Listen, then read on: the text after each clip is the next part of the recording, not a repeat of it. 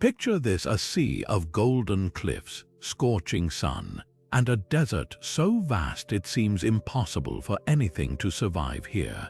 This is Petra, the legendary city carved into rose-red rock, where the very air crackles with the heat of a land that gives no quarter.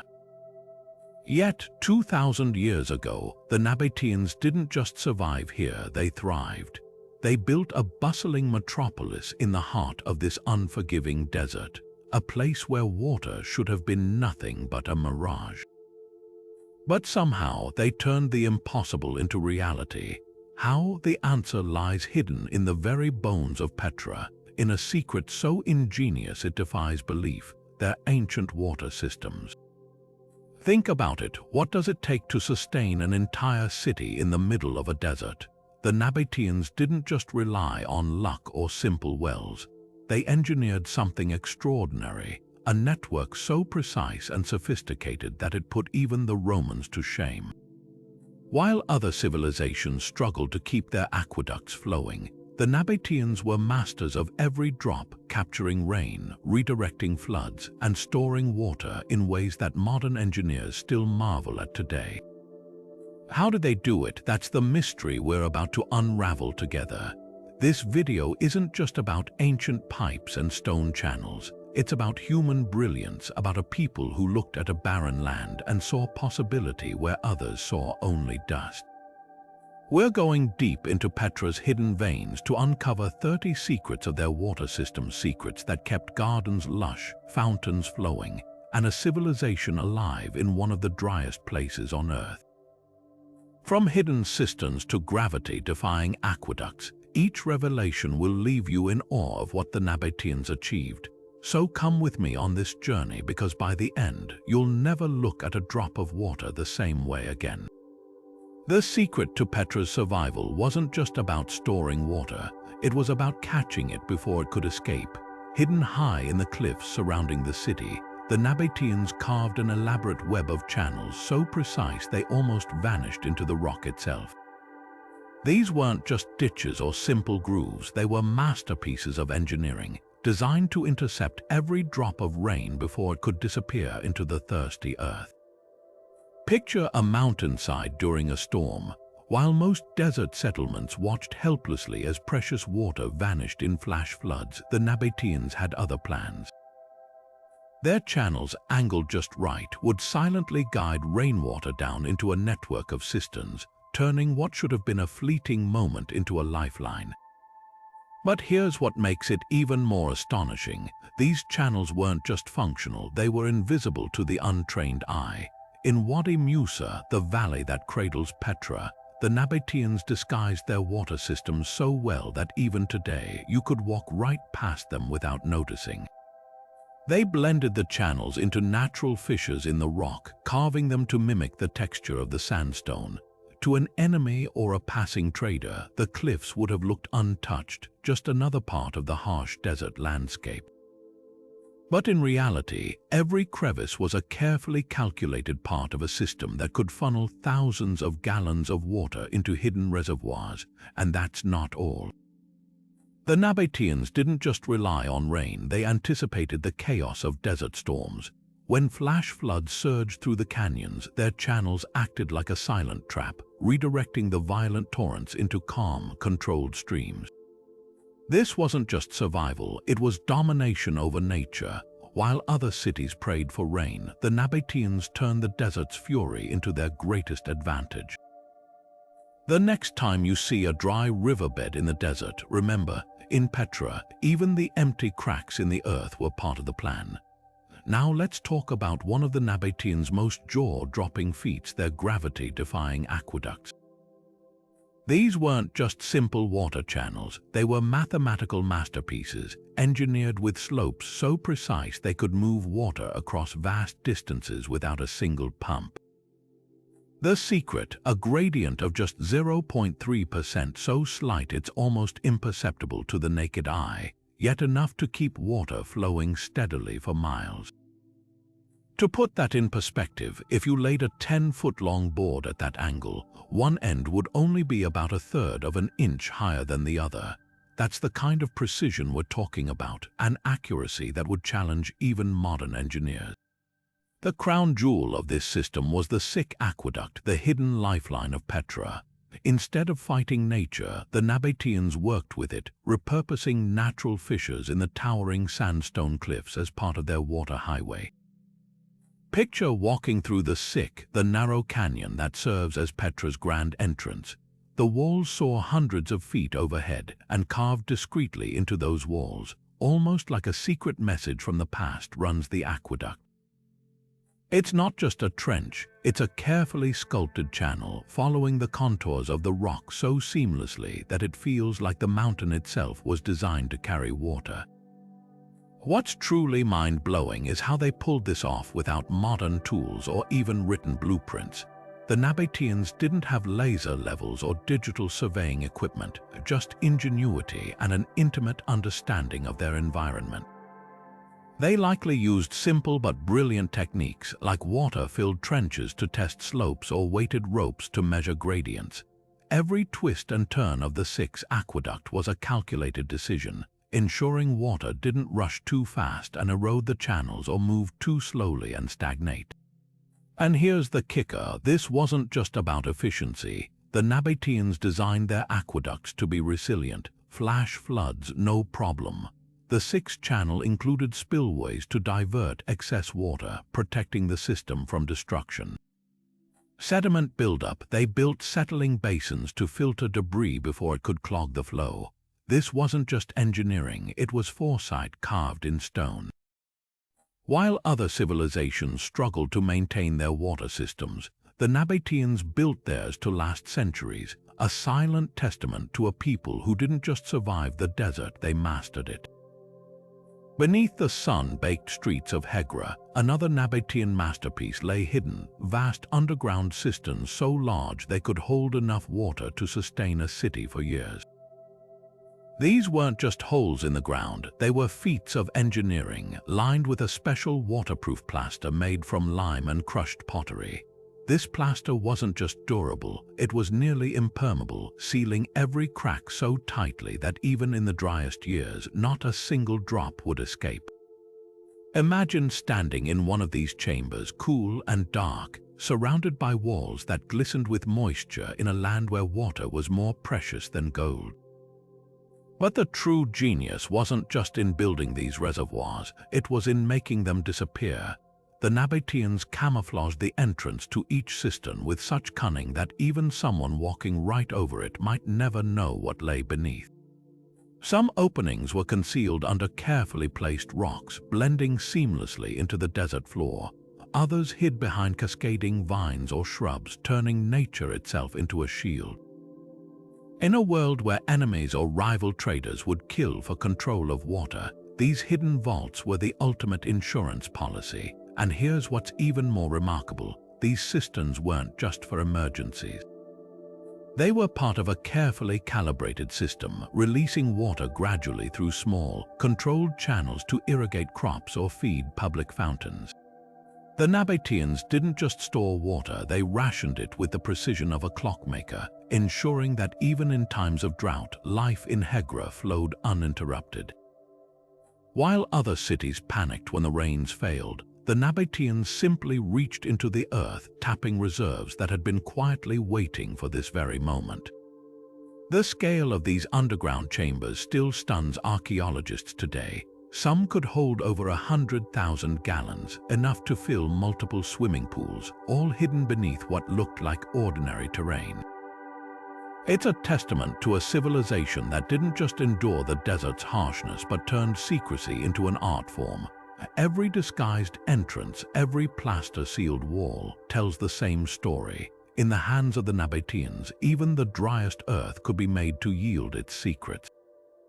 In the scorching desert, where every drop of water was precious, the Nabateans faced an invisible enemy: contamination. Sand, silt, and debris could turn their life-giving reserves into undrinkable sludge. But they didn't just accept this threat. They engineered a solution so clever it still influences modern water systems today: self-cleaning filters. Hidden within their networks were settling basins, shallow pools designed to slow waters flow just enough for gravity to do the dirty work. As water entered these chambers, heavier particles would sink to the bottom while cleaner water flowed onward, a simple concept executed with stunning precision. The real magic, though, lay in what came next. After passing through the settling basins, water would trickle through layers of gravel and sand, a natural filtration system that trapped even the tiniest impurities. Think of it like a prehistoric Brita filter, but one built to handle the torrents of a desert storm. At Avdat, a Nabatean city in the Negev, archaeologists unearthed these ancient filters perfectly preserved, some still caked with centuries of sediment, silent proof of how well they worked. The gravel wasn't just randomly piled, it was meticulously layered with coarse stones at the bottom and finer grains on top, creating a gradient that scrubbed water clean without clogging. What's fascinating is how far ahead of their time the Nabateans were. Centuries later, the Romans would adopt similar designs for their famed aqueducts, but here's the twist: the Nabatean systems were often more sophisticated. While Roman filters relied heavily on manual cleaning, the Nabateans built theirs to be self-maintaining. The shape of their settling basins allowed sediment to collect in easy-to-reach pockets, and the angle of the channels ensured that during heavy flows, rushing water would actually flush debris away. It was a system that cleaned itself, a testament to their deep understanding of hydraulics, and the brilliance didn't stop there. These filters weren't just functional, they were adaptable. In drier regions where water was scarce, the Nabateans added woven reed mats or charcoal layers to their gravel beds, boosting filtration power. In areas prone to flash floods, they widened the basins to handle sudden surges. Every design choice was a response to the land's harsh logic, a dialogue between human ingenuity and nature's unpredictability. When you look at Avdat's artifacts, the worn stones, the carefully arranged gravel, you're not just seeing ancient engineering. You're seeing a civilization that refused to let the desert have the last word. While most civilizations look to the sky or the ground for water, the Nabateans turned to something far more elusive: the very air itself. High in the Negev desert, where rain might not fall for years, they built strange, tower-like structures that seemed to defy logic. These weren't watchtowers or monuments, they were fog traps designed to wring moisture from the desert's morning mists. Imagine standing at dawn as the cold desert air meets the warmth of the rising sun, creating thick banks of fog that cling to the hills. While others saw only haze, the Nabateans saw opportunity. The secret lay in their choice of material: porous limestone, carefully selected for its ability to absorb and release moisture. The towers stood like silent sentinels, their surfaces textured with thousands of tiny holes. As fog rolled in, droplets would condense on these stones, clinging to the rough surface like dew on a spider's web. Gravity would then take over, pulling the moisture downward through hidden channels into waiting reservoirs below. It was a passive system requiring no pumps or labor, just an intimate understanding of nature's rhythms. Modern engineers studying these structures have been stunned by their efficiency. In some areas, a single fog trap could harvest up to 15 gallons of water per square yard during a single fog event, enough to sustain a small family for days. The Nabateans didn't just build these towers randomly. They positioned them in precise locations where wind patterns funneled fog most densely, often on high ridges or near natural gullies that acted as moisture highways. What's even more remarkable is how these ancient techniques are inspiring solutions today. In places like Chile's Atacama Desert, scientists have adapted the Nabatean model, using modern mesh nets to catch fog for drought-stricken communities. But here's the thing: the original designs often worked better. The porous stone, unlike synthetic materials, didn't degrade under harsh UV rays, and its natural texture created ideal condensation points. The Nabateans didn't just solve a problem for their time, they left behind a blueprint that still holds secrets we're only now beginning to decode. and let's not overlook the sheer audacity of this idea. In a world where water was power, fog harvesting gave the Nabateans an edge no enemy could sabotage. You couldn't poison a fog trap or divert its flow like a spring. It was a silent, invisible resource as reliable as the morning mist itself. While other cultures prayed for rain or dug deeper wells, the Nabateans reached into the air and pulled water from nothingness, a trick that feels less like engineering and more like magic. The Nabateans didn't just conquer the desert with water, they made it bloom. While most ancient civilizations saw arid landscapes as barriers, the Nabateans saw blank canvases. Their secret, drought-resistant crops paired with an irrigation system so precise it turned barren cliffs into lush, terraced gardens. Imagine standing in Petra 2,000 years ago, not amid dust and stone, but surrounded by vineyards heavy with grapes and olive groves swaying in the breeze. This wasn't fantasy, it was science, a carefully orchestrated dance between earth and water that defied the very logic of the desert. At the heart of this agricultural miracle were two crops that thrived against all odds, olives and grapes. These weren't random choices, they were strategic masterstrokes. Both plants have deep root systems capable of tapping into hidden moisture, and their thick leaves minimize water loss, perfect for a sun-scorched environment. But the Nabateans didn't leave survival to chance. They engineered terraced farms that clung to hillsides like staircases, each level meticulously designed to capture and conserve every drop. When rain fell, instead of washing away in a destructive torrent, water would cascade gently from one terrace to the next, hydrating the soil at a pace the plants could absorb. The real genius, though, lay in the timing. Unlike flood irrigation used by contemporaries, which drowned fields and wasted water, the Nabateans employed a system of controlled release. Small, adjustable channels fed by their underground cisterns allowed farmers to ration water exactly when the crops needed it most during flowering or fruit set. Archaeologists have discovered ceramic shards near these terraces with markings that suggest they functioned like ancient rain gauges, helping farmers predict and plan irrigation cycles with near-modern precision.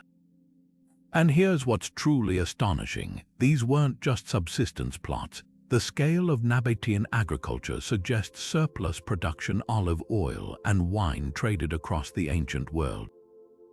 Recent excavations uncovered presses capable of processing thousands of gallons, proof that desert farming wasn't just about survival, it was an economic engine. While neighboring cultures struggled to grow enough grain, the Nabateans turned their arid homeland into a breadbasket of luxury goods, all because they understood something revolutionary. In the right hands, even a desert could be taught to give. The lessons hidden in these terraces still resonate today. Modern permaculture designers study Nabatean techniques to combat soil erosion in drought-prone regions, and their timed irrigation methods foreshadowed contemporary drip systems by millennia. But perhaps the most poignant detail is this. When archaeologists tested soil samples from Petra's ancient farms, they found something unexpected: traces of mycorrhizal fungi. These microscopic organisms form symbiotic relationships with plant roots, helping them extract nutrients and moisture from poor soil. The Nabateans may not have known the science, but their practices cultivated these invisible allies naturally. It's a reminder that their greatest innovation wasn't controlling nature, it was learning to listen to it. High above the twisting canyons of Petra, where the desert heat shimmers like a mirage, lies a spring that defies the arid landscape, Ain Musa, or Moses' Spring. According to legend, this was the very spot where Moses struck the rock and brought forth water for the Israelites. Whether myth or history, the Nabateans knew the power of such places. They didn't just see a water source, they saw an opportunity to merge the sacred with the practical, turning a natural spring into the beating heart of their hydraulic empire. Here's how it worked. Ain Musa wasn't just a religious site, it was a critical node in Petra's water network. the Nabateans channeled its flow through a series of ceremonial basins before diverting it into the city's main aqueducts. Pilgrims might come to drink from the sacred waters, believing in their divine properties, but every sip was part of a larger design. The same water that filled ritual cups also fed public fountains, irrigated crops, and replenished hidden cisterns. This wasn't coincidence, it was genius. By tying their water system to spiritual sites, the Nabateans ensured these sources would be protected, maintained, and revered for generations. The brilliance of this system reveals itself in the details. At Ain Musa, archaeologists found votive offerings, small clay figurines and coins, tossed into the spring, likely as prayers for fertility or gratitude for safe passage. But alongside these artifacts were traces of something more utilitarian: carefully placed stones directing the water's flow and sediment layers showing seasonal maintenance. The Nabateans didn't just leave their water to the gods, they managed it with the precision of engineers. Even the ritual basins were designed with a dual purpose. Their wide, shallow shapes not only allowed for ceremonial washing, but also helped sediment settle, filtering the water naturally before it continued its journey downhill. And the influence of these sacred springs extended far beyond Petra. At Hegra, over 300 miles to the south, another holy well served as the focal point of the city's water distribution. Carved inscriptions there describe annual festivals where priests would bless the waters before they were released into the network, a symbolic gesture that doubled as a practical act. By linking the opening of sluice gates to religious ceremonies, the Nabateans created a system where maintenance became ritual, ensuring vital infrastructure was never neglected. What's truly remarkable is how this fusion of faith and function outlasted the Nabateans themselves. Centuries after their civilization faded, local Bedouin tribes continued to venerate these springs, passing down stories of their miraculous origins. Even today, Ain Musa remains a pilgrimage site, its waters still flowing, proof that the Nabateans didn't just build a water system. They built a legacy that blurred the line between the divine and the everyday. In a land where water meant life, they understood the deepest truth. Sometimes the most practical solutions are the ones wrapped in wonder. The desert isn't the only force the Nabateans had to outsmart. Earthquakes pose just as deadly a threat. While other ancient water systems crumbled under seismic shocks, Petra's survived, thanks to an innovation so subtle most wouldn't notice it: flexible terracotta pipes. Picture these pipes not as rigid tubes, but as living components designed to bend rather than break. The secret lay in their construction: short, interlocking segments connected by shock-absorbing joints packed with bitumen-soaked reeds. When the ground shook, these joints flexed like vertebrae, allowing the pipes to sway with the Earth's movements instead of snapping. Archaeologists studying the aftermath of Petra's massive earthquake in 363 CE found something remarkable. While buildings collapsed, entire stretches of water lines remained intact, still buried beneath the rubble like hidden arteries waiting to pulse back to life. But flexibility wasn't the only trick. The Nabateans built redundancy into their system, a concept far ahead of its time. In critical areas, they laid parallel pipes alongside primary channels, backup routes that could take over if a section failed. Near the Temple of the Winged Lions, excavations revealed a secondary aqueduct running beneath the main one, its terracotta pipes slightly narrower but following the same meticulous gradient. This wasn't just craftsmanship, it was foresight etched in clay. When tremors fractured the primary line during that 4th century quake, water simply diverted to the backup, ensuring the city never went thirsty. The genius extended above ground too.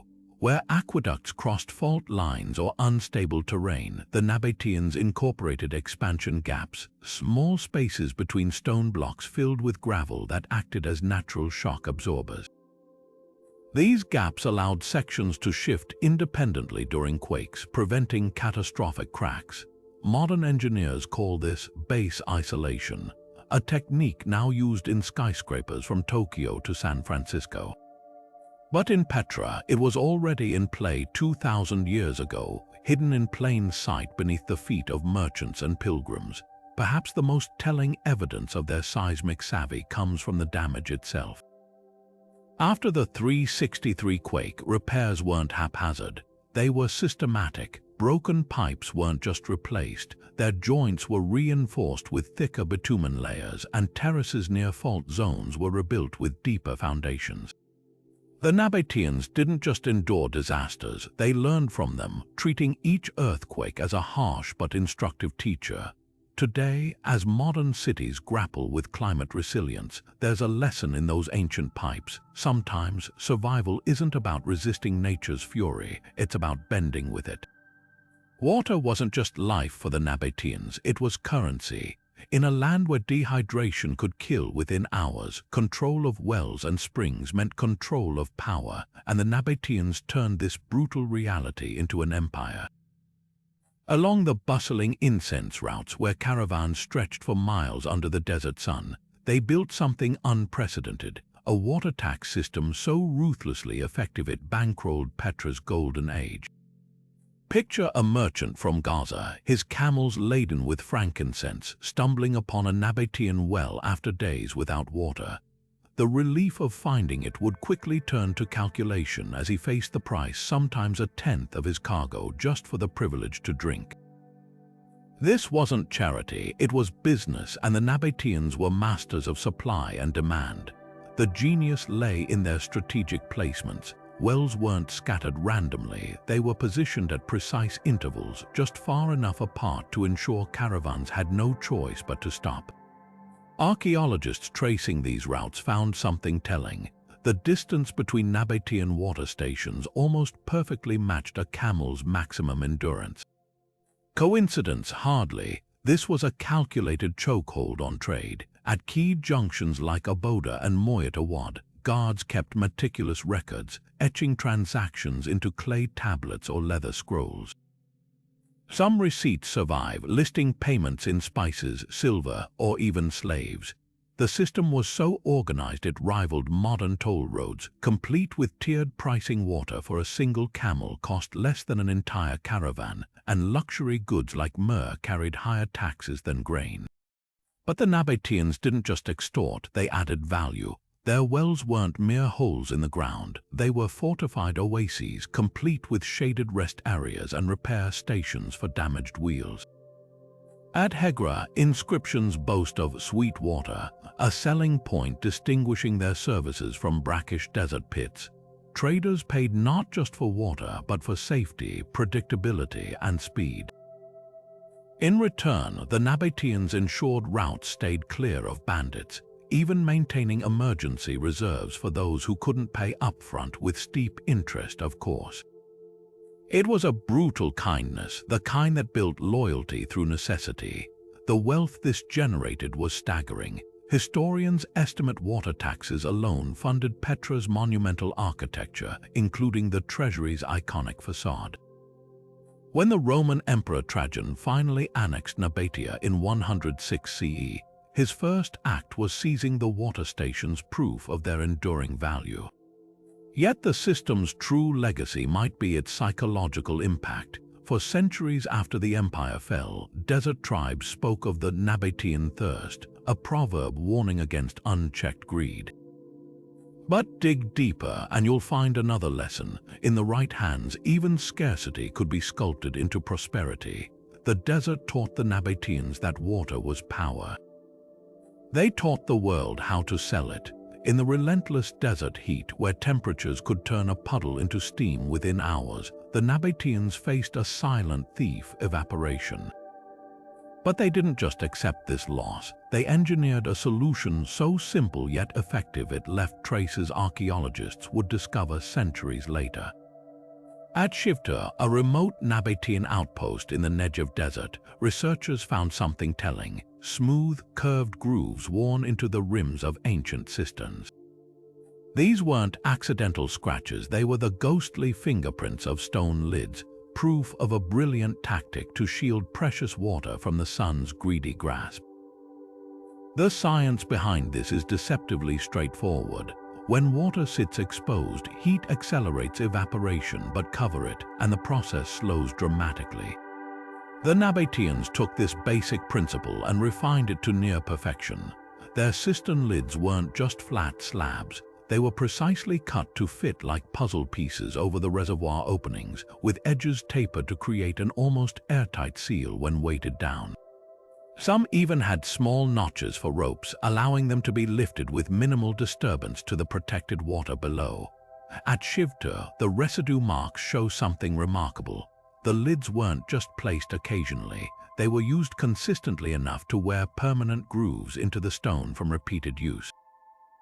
But here's where it gets even smarter. The Nabateans didn't rely on one-size-fits-all covers. In cooler months, they might leave cisterns partially uncovered to allow for natural cooling through evaporation. But during scorching summers, every opening would be sealed tight, turning the underground chambers into natural refrigerators.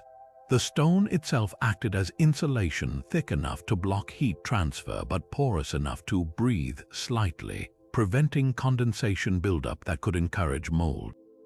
Archaeologists testing reconstructed lids found they reduced water loss by up to 70% compared to uncovered cisterns. That's the difference between a reservoir lasting weeks or lasting an entire dry season. What's fascinating is how this simple technology spread. At Oboda, another Nabatean stronghold, cisterns featured dual-layer lids, a lower clay disc topped with a heavier stone slab. The clay absorbed residual moisture while the stone provided additional weight and insulation. Nearby at Mamshit, some covers were found with tiny ventilation holes, likely designed to balance air pressure while still minimizing evaporation.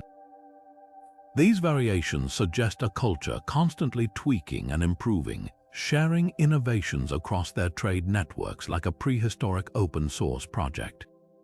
The legacy of these evaporation shields endures today.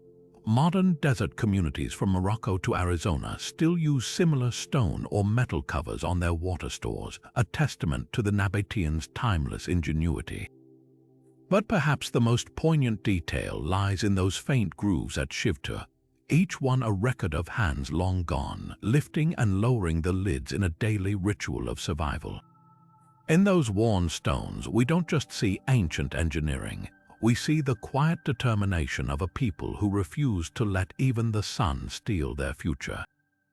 While most civilizations feared flash floods as destructive forces, the Nabateans saw them as liquid gold waiting to be captured, their secret weapon. A network of over 20 hydraulic dams strategically placed across desert wadis, dry riverbeds that transformed into raging torrents during rare storms.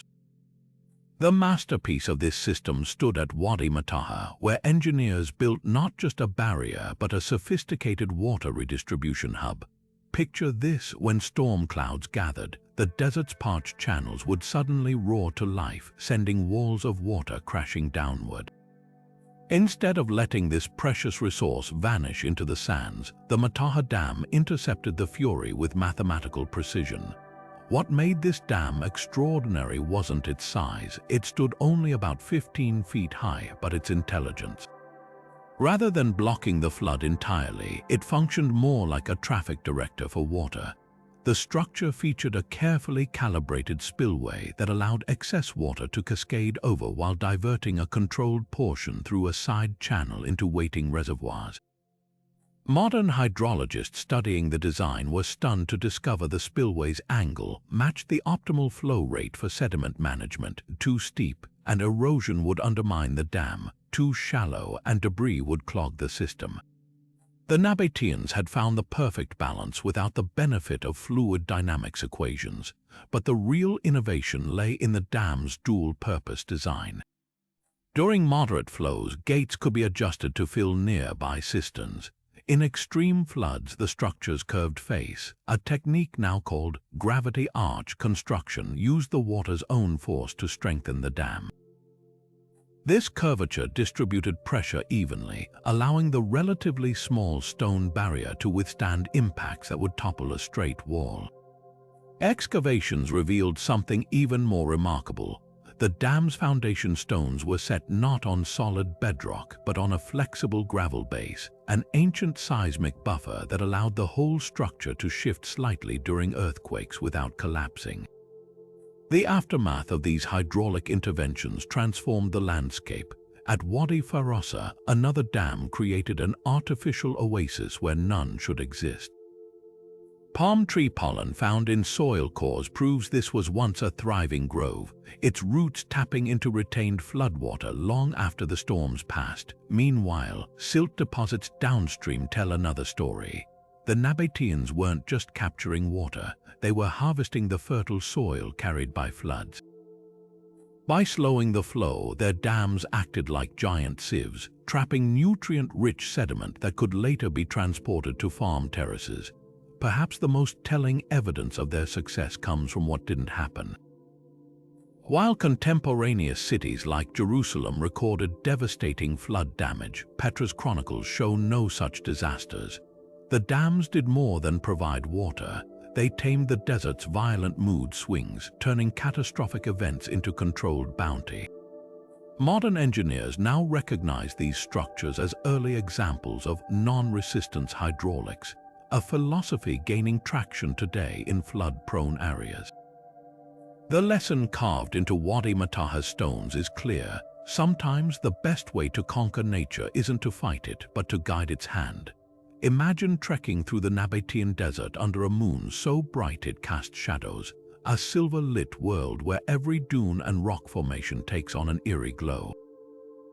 In this nocturnal landscape, survival depended on finding water without the sun's guidance, and the Nabateans engineered a solution as poetic as it was practical: channels designed to catch and reflect moonlight like liquid mirrors.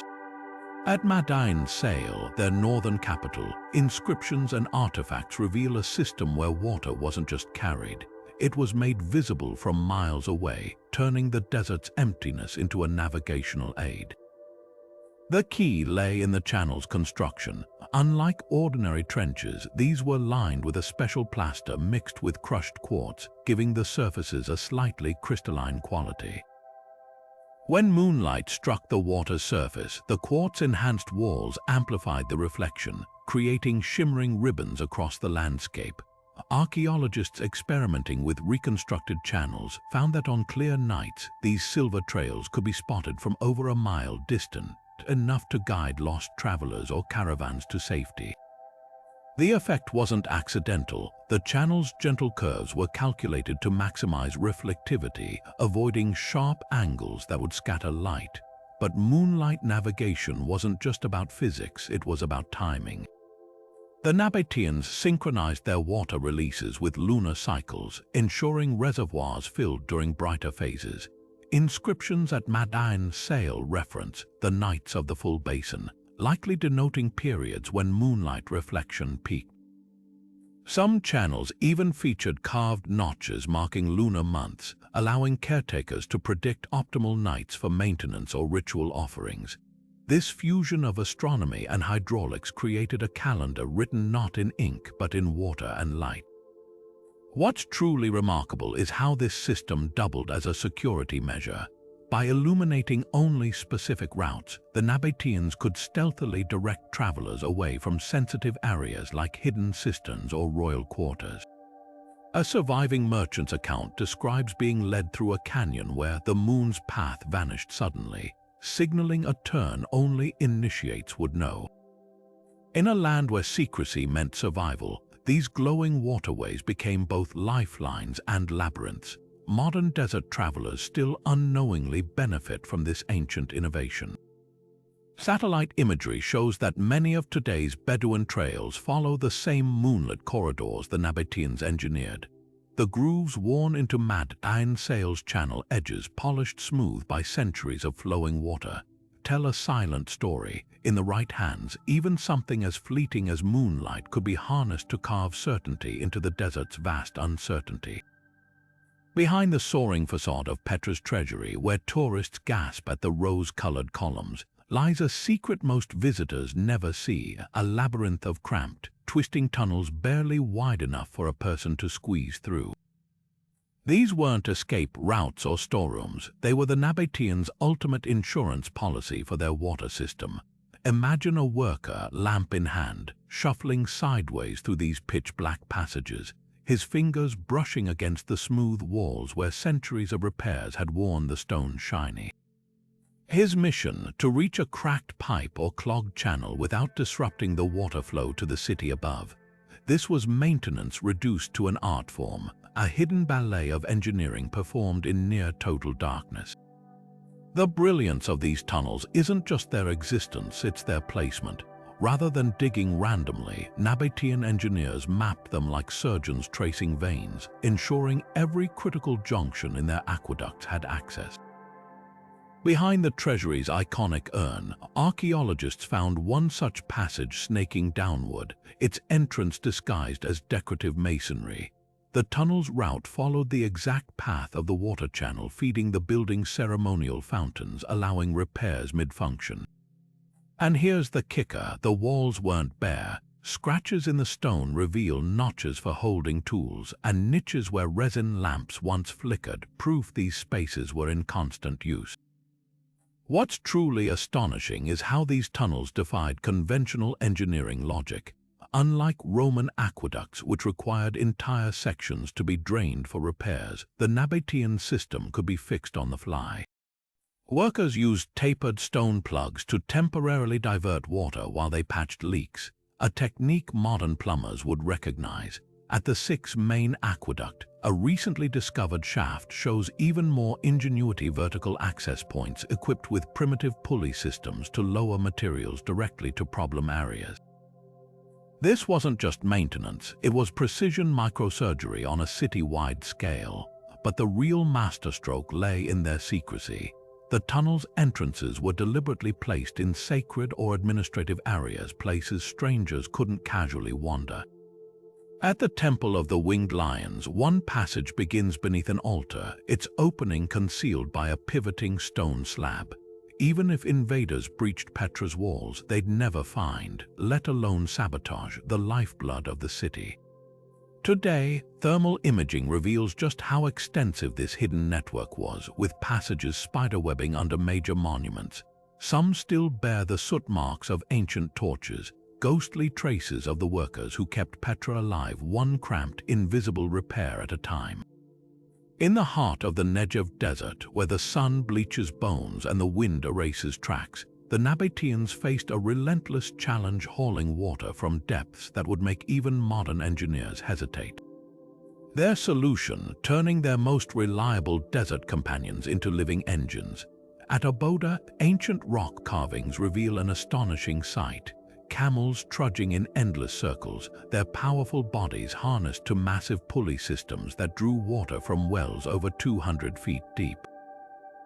This wasn't just brute force, it was biomechanical genius, a perfect marriage of animal strength and human ingenuity. The mechanics were deceptively simple yet revolutionary. A vertical shaft lined with precisely cut stones to prevent collapse plunged into the earth until it struck hidden aquifers. At the surface, a horizontal wooden wheel connected to a vertical one, forming a giant crank. But here's where the Nabateans flipped the script. Instead of humans or oxen providing the muscle, they used camels, animals uniquely adapted to desert labor. Strong enough to turn massive wheels, yet patient enough to walk for hours, camels were ideal for the task. The carvings at Aboda show them hitched to long poles radiating from the central wheel, their slow, steady steps transferring energy downward through a series of ropes and buckets. What's truly remarkable is the system's efficiency. Archaeologists testing reconstructions found that a single camel could lift nearly 40 gallons per minute from staggering depths, enough to fill a communal pool in under an hour. The Nabateans even weighted the buckets to ensure they'd sink quickly, and designed the pulley grooves to minimize friction, allowing the animals to work without exhausting themselves.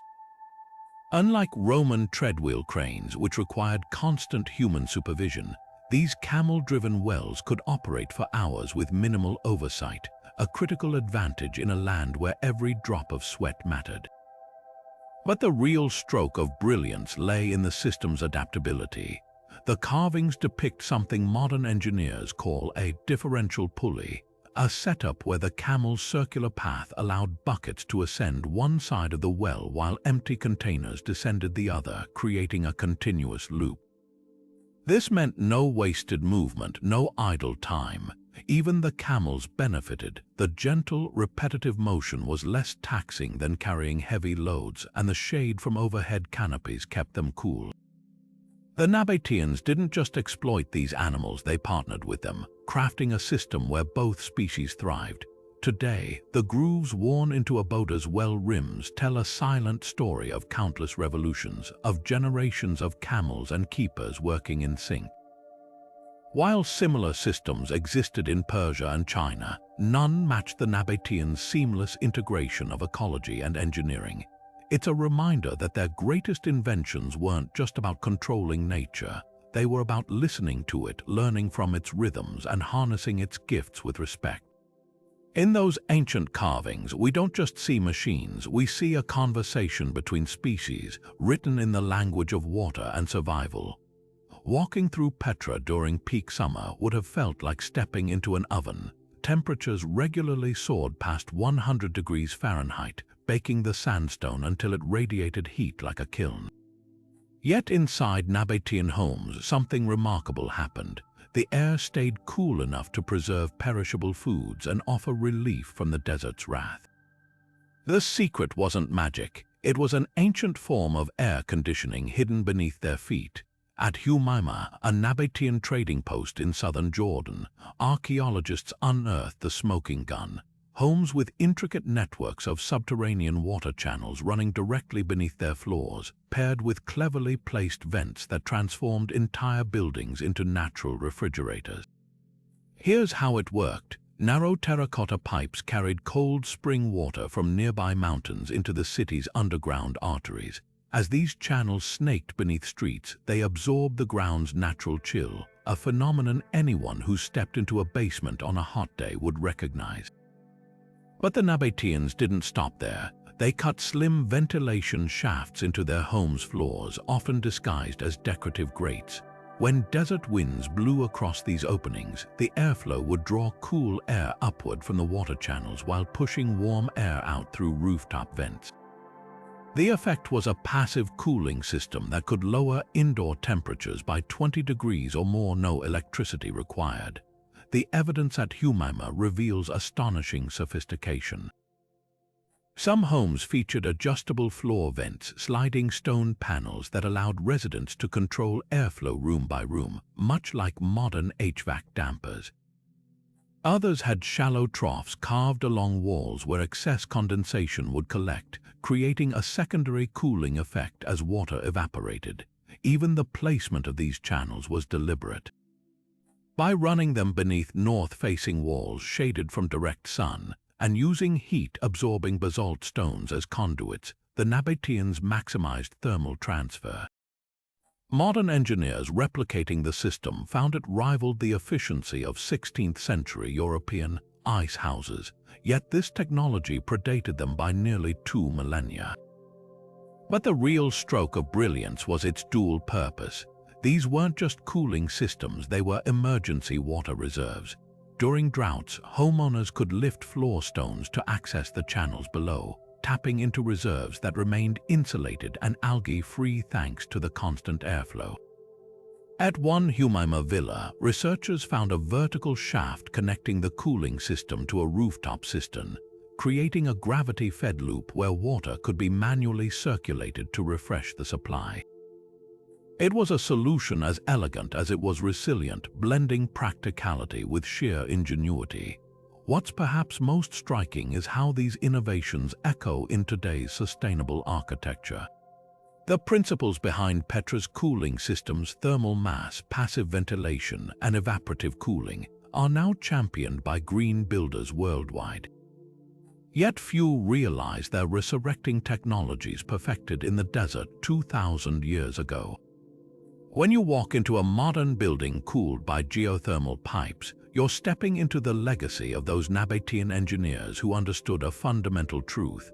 Sometimes the best way to conquer extreme heat isn't to fight it head-on, but to harness the quiet, constant coolness hidden just beneath the surface.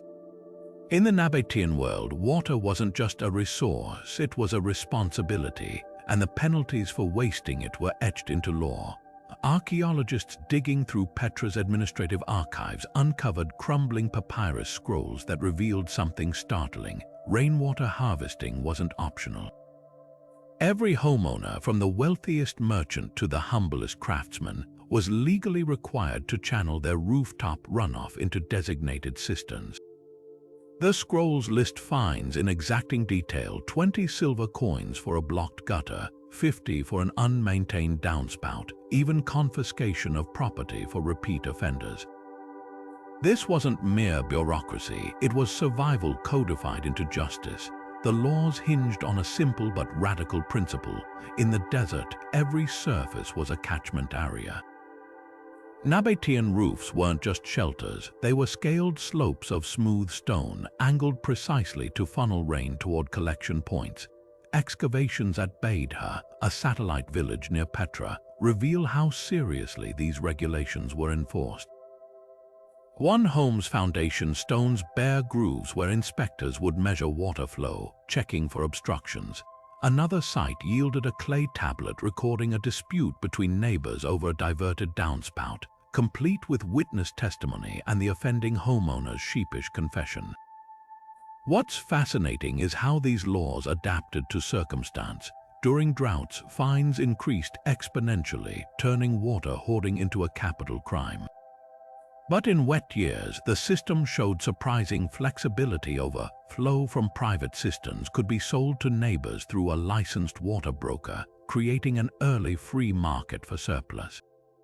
The papyri even outline quality standards, requiring homeowners to line their cisterns with the official lime and ash mixture to prevent contamination. Fail an inspection, and you'd pay not just in silver but in labor. Most penalties included mandatory repair work on public aqueducts. The genius of this system lay in its transparency. Unlike the arbitrary decrees of other ancient rulers, Nabatean water laws were posted in public squares. Their clauses read aloud during seasonal festivals. At the Temple of the Winged Lions, archaeologists found shards of pottery etched with simplified versions, a sort of Bronze Age pamphlet ensuring even the illiterate understood their duties. This wasn't just about control, it was about collective survival. When a rare storm soaked Petra, the entire city became a synchronized machine, with thousands of rooftops working in unison to capture what the desert so rarely gave. Perhaps the most telling detail comes from a merchant's ledger found near the sick. It records a payment of 100 coins, not as a fine, but as a voluntary donation to maintain neighborhood channels. The Nabateans didn't just fear punishment, they cultivated pride in their role as water stewards. In those faded ink strokes, we see the roots of something extraordinary, a civilization that transformed individual obligation into shared triumph, one drop at a time. The desert trade routes stretching from Arabia to the Mediterranean were brutal gauntlets, a grueling march across scorching sands where caravans faced not just thirst, but the ever-present threat of bandits. Yet the Nabateans didn't just endure these dangers, they turned them into an empire. Their secret, a network of meticulously placed oases, hidden in plain sight along the most treacherous stretches of the Wadi Rum. These weren't accidental watering holes, they were strategic masterpieces, designed to control the flow of goods and people across the desert like valves on a pipeline. Take the oasis at Ain Shaloleh, nestled between two sheer cliffs in the Wadi Rum's heart. To a passing caravan, it appeared as a miraculous gift, a grove of date palms encircling a crystal-clear spring. But every detail, from the palm varieties chosen to the spring's precise location, was calculated. The palms bore fruit at staggered intervals, ensuring year-round sustenance for those who knew the schedule. The spring itself emerged from a hidden cistern fed by underground channels, its flow adjustable via concealed stone sluice gates. Caravan masters paying the Nabatean toll enjoyed full access. those refusing might find the water inexplicably reduced to a trickle by the next moonrise. The true genius lay in the oases' invisibility. Unlike Egyptian or Roman watering stations proudly built as waypoints, the Nabateans camouflaged theirs to blend into the desert's natural contours. At Al-Hossa, one of their busiest hubs, the main reservoir sat beneath what looked like an ordinary rock overhang. Only when guides rolled aside a carefully balanced boulder would the cavern behind it reveal its treasure, 10 interconnected pools holding enough water to quench 500 camels. Even the vegetation played its part. Thorny acacias planted in defensive rings kept uninvited guests at bay while their roots stabilized the soil against erosion. This system created a monopoly tighter than any fortress. Merchants couldn't risk bypassing these oases because the Nabateans had ensured no viable alternatives existed. Satellite imagery shows something telling. Within a day's march of each Nabatean station, natural water sources were deliberately sabotaged, wells filled with stones, springs diverted into impassable canyons. A trader's ledger found at Hegra spells it out. One column lists payments to rock shifters, likely teams tasked with making competing routes untenable. But the oases offered more than just water. They were covert trading floors. Petroglyphs at Jabal al-Khazali depict scenes of commerce under palm fronds, where spices changed hands far from prying Roman tax collectors. Archaeologists have uncovered hollowed-out date palms containing weighing scales and silver ingots, suggesting these rest stops doubled as black market banks. The system reached its zenith during festival seasons, when oases like Ain Saharonim became temporary cities, their overgrown perimeters hiding enough tents to house entire caravan companies. What's truly remarkable is how these hubs shaped history beyond commerce. When the Roman general Aelius Gallus attempted to invade Arabia in 25 BCE, his army found itself lured into waterless detours by Nabatean guides only to discover the legion's planned campsites had mysteriously dried up. The campaign collapsed within weeks, not by sword but by thirst. In the end, that was the Nabateans' ultimate weapon. They understood that in the desert, water wasn't just survival, it was sovereignty. And they wrote that lesson not in treaties or battles, but in the roots of hidden palms and the whispers of secret springs. Deep beneath the ruins of Beidha, a satellite village of Petra, archaeologists made a discovery that shattered assumptions about ancient manufacturing. Hundreds of identical ceramic pipes, each precisely 15 centimeters in diameter, buried in perfect alignment like fragments of a giant's necklace. This wasn't just a lucky find, it was evidence of an industrial revolution in the desert. The Nabateans hadn't just crafted water channels, they'd perfected mass production 2,000 years before the assembly line. What made these pipes revolutionary was their standardization. Every segment shared the same dimensions, the same tapered ends designed to interlock like puzzle pieces, and even the same grooved ridges for bitumen seals.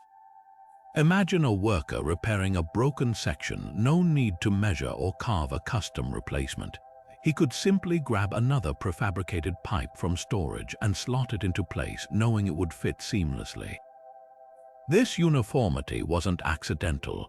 Excavations revealed ceramic molds nearby, their interiors worn smooth from countless castings, proving the Nabateans had established true production lines. The implications are staggering. A Bronze Age society achieving precision we'd associate with modern factories, but the genius extended beyond mere convenience. That 15-centimeter diameter was no random choice. It represented the sweet spot between water volume and pressure loss. Modern hydraulic engineers confirm it's nearly ideal for gravity-fed systems, minimizing friction while maintaining flow rate. Even more impressively, the pipe's thickness varied slightly along their length, thinner at the ends to reduce weight during transport, but thicker along midsections to withstand burial pressures. This subtle graduation shows an understanding of material science that rivals today's textbooks. The real masterstroke, though, was the modular design. Each pipe's flared end could rotate slightly after installation, allowing the network to bend gently around obstacles without cracking, a feature crucial in earthquake-prone regions. At Petra, excavations uncovered sections where the system curved around bedrock outcrops, the pipe's interlocking joints creating a flexible spine that could shift with the earth. Compare this to Roman aqueducts, where rigid stone channels often fractured during tremors, and the Nabatean approach seems centuries ahead of its time. Perhaps the most telling detail lies in the clay itself. Spectrographic analysis revealed trace minerals proving the pipes came from a single source, a central workshop controlling quality down to the molecular level. This wasn't just standardization, it was supply chain management on an industrial scale. In those uniform ceramic rings, we see the fingerprints of a civilization that didn't just adapt to the desert, they engineered it into submission, one perfectly measured pipe at a time. The desert wasn't just a stage for the Nabateans' engineering brilliance, it was also a battlefield where water became a weapon. Roman historians like Strabo wrote of mysterious illnesses sweeping through their legions during campaigns against Petra, with soldiers collapsing not from swords or arrows, but from something far more insidious, poisoned wells. The Nabateans had turned their mastery of water into an art of subterfuge, perfecting tactics that struck at the most vulnerable point of any invading force, their thirst. One particularly chilling account describes a Roman garrison near Gaza falling ill overnight after drinking from a seemingly pristine spring, the culprit. A bitter-tasting plant called Anabasis articulata, known locally as the widow's kiss, Nabatean operatives would soak bundles of its toxic leaves in upstream channels, releasing the poison slowly to avoid detection. By the time victims noticed the water's faint metallic aftertaste, convulsions would already begin. But chemical warfare was just the beginning. At the Siege of Hegra, archaeologists found evidence of a darker tactic: sabotaged aqueducts deliberately clogged with rotting animal carcasses, turning life-giving channels into breeding grounds for typhoid and dysentery. The real genius lay in these attacks' deniability. Unlike broken siege engines or burned supplies, tainted water left no obvious fingerprints. A Nabatean spy could slip a handful of crushed oleander seeds into an enemy cistern under cover of darkness, then vanish into the desert before dawn. Roman records speak of ghost sicknesses plaguing their camps with no Nabatean warriors in sight. Even the tools of sabotage were designed to disappear. Resin-coated reed pipes inserted into well walls would slowly dissolve, releasing their toxic payloads days or even weeks later. Perhaps the most brazen example came during Trajan's invasion of 106 CE. Nabatean agents posing as desert guides led Roman troops to a hidden oasis, a beautifully crafted mirage. The spring flowed abundantly as scouts tested it, but by the time the main army arrived, the water had turned lethal. Modern soil analysis revealed the trick. Underground diversion channels could switch the flow between clean and contaminated sources with a single shifted stone. To thirsty soldiers, it looked like divine punishment. To the Nabateans, it was just another move in a centuries-long game of hydrological chess. What's remarkable isn't just the cruelty of these tactics, but their surgical precision. Nabatean spies avoided poisoning civilian wells along trade routes, preserving their reputation as reliable hosts while targeting only military opponents. A clay tablet from Petra's archives even outlines a code of conduct: let no caravan suffer for the sins of kings. This wasn't random terrorism, it was psychological warfare designed to make invaders question every drop they drank. In the end, the message was clear: in the Nabatean desert, even water could betray you. Petra's greatest illusion wasn't its hidden water channels or camouflaged cisterns, it was the audacious lie that a desert city could be green. When the Greek geographer Strabo visited in the 1st century BCE, he described a place that defied logic: terraced gardens cascading down sandstone cliffs, orchards heavy with fruit, and public squares where fountains danced in the sunlight. This wasn't just survival, it was a deliberate ecological sleight of hand, a city that tricked the very climate into submission. The secret lay in what archaeologists call hydraulic landscaping, a radical reimagining of the desert skeleton. Where others saw barren rock, the Nabateans saw potential. They sculpted the earth into a series of stepped platforms, each one carefully leveled to capture runoff from higher tiers. Soil cores reveal something astonishing. These weren't just shallow beds for show. The gardens had root zones over 6 feet deep, filled with imported silt mixed with crushed pottery for drainage. It was essentially ancient raised bed gardening, scaled to monumental proportions. At the Garden Temple complex, excavations uncovered date palm roots fossilized in precise grid patterns, proving the Nabateans practiced something akin to modern agroforestry, with shade-loving crops planted beneath the tall palms. But the real magic happened underground. Using their signature terracotta pipes, the Nabateans created a capillary irrigation system that functioned like a giant plant-watering globe. Water would seep slowly through the porous clay, moistening roots without evaporation loss. Remarkably, some pipes even had adjustable ceramic baffles, early flow regulators that allowed different garden zones to receive customized hydration. At Petra's northern garden, archaeologists found traces of oleander, myrtle, and pomegranate thriving in soil that, by all natural laws, should have been dust. Pollen analysis tells an even richer story. These gardens bloomed year-round, with carefully sequenced plantings ensuring something was always in fruit or flower. Strabo's account mentions something easily overlooked: the sound of water. Unlike Roman cities where fountains roared to display wealth, Petra's water features whispered. The Nabateans engineered their aqueducts to minimize splash and turbulence, creating gentle cascades that humidified the air without wasting droplets.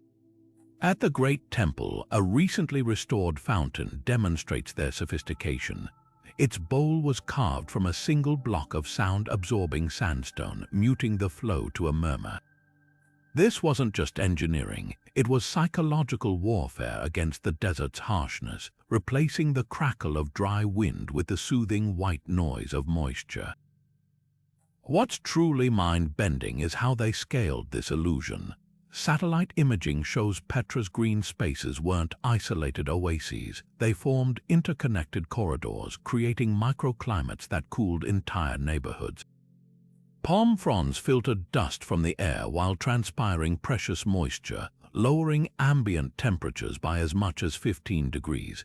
The Qasr al-Bint district's excavation revealed a grid of mature olive trees spaced exactly 20 cubits apart, their canopies overlapping to form continuous shade.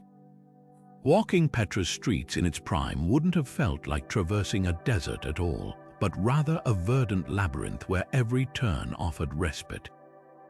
Yet the most subversive detail lies in the garden's dual purpose. Those blooming terraces weren't merely for beauty, they were the ultimate status symbols. In a land where water equaled power, wasting it on non-essential greenery was the height of extravagance. The Nabatean elite competed to create ever more luxuriant private gardens, some even piping in hot springs to grow exotic tropical plants. At the so-called Pharaoh's Garden, archaeologists found the fossilized remains of banana trees, a tropical import requiring staggering amounts of water. These weren't just gardens, they were flexes, living proof that Petra's rulers held nature itself in thrall. Strabo got one thing wrong, though. He assumed the gardens were sustained by some singular miracle spring. In truth, they were the culmination of all Petra's hidden water secrets working in concert: the fog catchers on distant peaks, the moonlight channels, the earthquake-proof pipes. The gardens were the brilliant finale, the flourish that made the desert's conquest undeniable.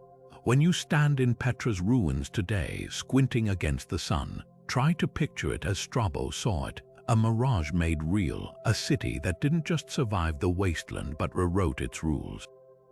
The stones may be silent now, but if you listen closely, you can almost hear the leaves rustling, an echo of the Nabateans' greatest trick, turning dust into Eden. In the silent pre-dawn hours, when Petra's stone glowed blue under the stars, a ritual unfolded that few outsiders ever witnessed. Nabatean priests moved through the city's arteries like physicians taking a pulse, their tools shockingly simple, polished bronze rods pressed against pipes and cistern walls. To the untrained eye, it might have looked like religious ceremony, but this was cutting-edge leak detection, a marriage of physics and spirituality that kept Petra's lifeblood from seeping into the thirsty earth. The science behind the method was deceptively elegant. When water escaped through cracks or loose joints, it created subtle vibrations in the surrounding stone. The bronze rods, cold from desert nights, amplified these vibrations when touched to the pipes, transmitting them as audible hums up the priest's arm. Skilled listeners could pinpoint leaks within a hand's breadth, distinguishing between the steady purr of intact conduits and the erratic whistles of failing ones. Modern acoustic engineers have replicated the technique with surprising accuracy. Tests show trained practitioners could detect leaks as small as one drop every 5 seconds, a sensitivity rivaling some electronic sensors today. But the Nabateans didn't stop at mere detection. The priests' rods doubled as ritual objects, their surfaces inscribed with hydrological maps marking critical junctions in the water network. At the Temple of Dashara, archaeologists uncovered a rod wrapped in leather bearing a striking feature: minute notches along its length corresponding to standardized pipe diameters. Each notch produced a distinct harmonic when struck, allowing priests to tune their listening for different sections of the system. Imagine them moving through Petra's underworld like orchestra conductors, their bronze batons revealing the city's hidden symphonies of strain and flow. The true brilliance lay in the ritual's cadence. Inspections coincided with the coolest hours, when thermal contraction made leaks most audible. Priests recorded their findings on clay tablets using a specialized symbology: zigzag lines for turbulence, dotted circles for seepage, creating what may be history's first municipal water audit. At Hegra, one such tablet details repairs made to a cracked pipe near the market quarter, complete with the priest's note: "The stone sings sorrow where the earth drinks greedily." Roman engineers later adopted the technique, but with a crucial difference. Where Nabatean priests listened with ritual silence, Roman aqueduct crews used hammer taps, a noisier method that often missed subtle leaks. The difference in philosophy was telling. The Romans saw water systems as mechanical networks, while the Nabateans treated theirs as living entities requiring sacred stewardship. That distinction might explain why Petra's pipes survived centuries with minimal maintenance, while Roman aqueducts required armies of laborers to patch constant failures. Perhaps the most haunting evidence of this practice comes from a priest's burial discovered near the Sick. Among his grave goods lay a bronze rod, its tip worn to a mirror shine from decades of use. When researchers held it against a surviving section of Petra's aqueduct, the rod vibrated faintly, not from any leak, but from the distant memory of water still echoing through empty channels. In that silence, you can almost hear the ghosts of those ancient hydrologists, their bronze whispers preserving a city that refused to die of thirst. Stones whispered warnings in the language of the desert, a code only the Nabatean water seers could decipher. These were no ordinary mystics. They were hydrologists cloaked in priestly robes, reading Petra's cliffs like living almanacs. One such seer might have stood on the high ridges of Jabal al-Madba, fingers tracing the dark streaks staining the sandstone iron oxide deposits left by centuries of fleeting downpours. To outsiders, these were mere discolorations, but to the trained eye, they revealed patterns as precise as tree rings, each layer telling the story of past floods and hinting at those yet to come. The real secret lay in the rock's memory. Certain formations absorbed water unevenly, creating capillary channels that darkened days before rain arrived. Seers monitored these thirst marks, noting their spread and intensity. At Wadi Sabra, archaeologists found a stone platform etched with concentric circles, a primitive rain gauge where seers placed absorbent rocks, weighing them daily to measure moisture accumulation. When the stones grew heavy enough, warnings would echo through Petra's streets, sending workers scrambling to clear debris from drainage channels, but the predictions went deeper. Seers studied singing boulders, hollow rock formations that emitted low hums as humidity shifted in their cavities. At Shak al-Rijal, a canyon east of Petra, certain outcrops were deliberately carved into resonance chambers, amplifying these acoustic signals. Ancient texts describe seers pressing their ears to the stone at dawn, listening for pitch changes that signaled distant storms. Modern meteorologists confirm the phenomenon. Sedimentary rocks do vibrate under specific atmospheric pressures, with tonal shifts detectable before cloud formations appear. The most dramatic proofs of their skill came during flash floods. Unlike sudden desert storms that arrive without warning, Nabatean records show flood predictions sometimes days in advance. How the seers watched for ghost waters, phantom rivulets that appeared on bone-dry cliffs hours before actual rainfall. These optical illusions, caused by light refracting through dense humidity, were early indicators of shifting air masses. At Al-Dair, a cliff face bears ancient carvings marking observation points where seers would stand, arms outstretched to gauge wind direction and speed primitive but effective weather vanes. Their legacy endures in unexpected ways. Bedouin tribes still speak of the rain stones, passing down fragments of the seers' knowledge through oral tradition. And in Petra's ruins, you can find the grooves worn into observation rocks by generations of sandaled feet, a silent testament to those who listened when the desert spoke, turning prophecy into salvation. Standing before the great temple of Qasr al-Bint at high noon, a visitor in ancient Petra would have witnessed something impossible, a structure twice its actual size, its golden sandstone facade stretching upward into infinity. This wasn't divine intervention, it was hydrological theater. The Nabateans engineered vast, shallow reservoirs at the feet of their most sacred buildings, transforming still water into mirrors that multiplied their architecture's grandeur. These were no accidental puddles, they were optical weapons, turning physics into psychological awe. The genius lay in the reservoir's precise dimensions. At Qasr al-Bint, excavations revealed a rectangular basin just 18 inches deep but spanning nearly the entire temple plaza. This shallow depth was critical. It minimized wave distortion while maximizing reflectivity. Modern laser scans show the basin's floor was sloped at a barely perceptible 1-degree angle, ensuring water pooled evenly despite wind or evaporation.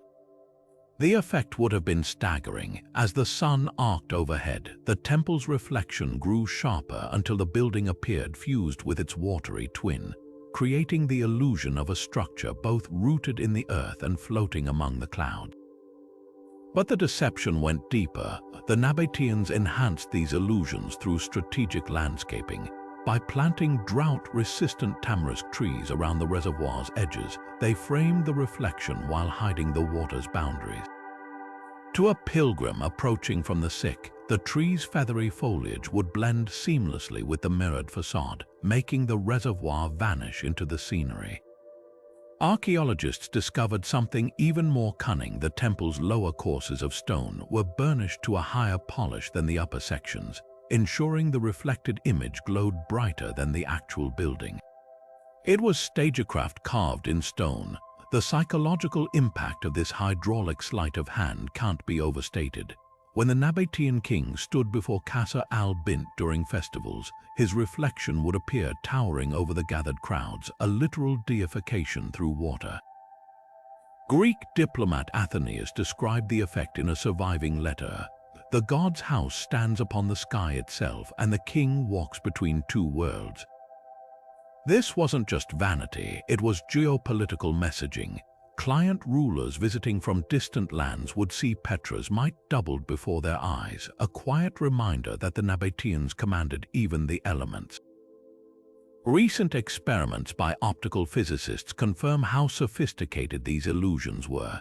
Using reconstructed reservoirs at Petra's northern suburbs, researchers found that the angle between building facade and water surface created a perceptual anomaly called vertical stretch magnification.